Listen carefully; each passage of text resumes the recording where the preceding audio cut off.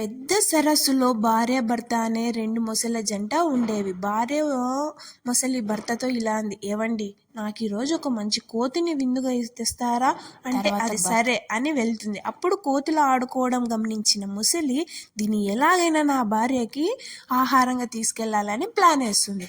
తర్వాత కోతి దగ్గరికి వెళ్ళి ఇలా అంటుంది, ఓ చిట్టి కోతి, నువ్వు ఒక్కటే ఎంతసేపు ఆడుకుంటావు, నాతో పాటు రా, నీకు కావలసినంత ఆహారం ఇస్తానంటే అది సంతోషంగా నమ్మి వెళ్తుంది. తర్వాత కొంతసేపు తర్వాత తన భార్యని పిలుస్తుంది, ఇదిగో విందు తెచ్చారా, తిందు అని. అప్పుడు దానికి అర్థమవుతుంది, ఇవి నన్ను మోసం చేసావని. ఇలా మీరు నా హృదయాన్ని తినాలి కానీ నన్ను తింటే ఏం బాగుంటుంది, సో చెట్టు దగ్గరికి వెళ్దాం రా అని పిలుచుకెళ్తుంది కోతి. తర్వాత మొసలి చెట్టు ఎక్కిచ్చేసి దాన్ని చూస్తూ ఉంటుంది.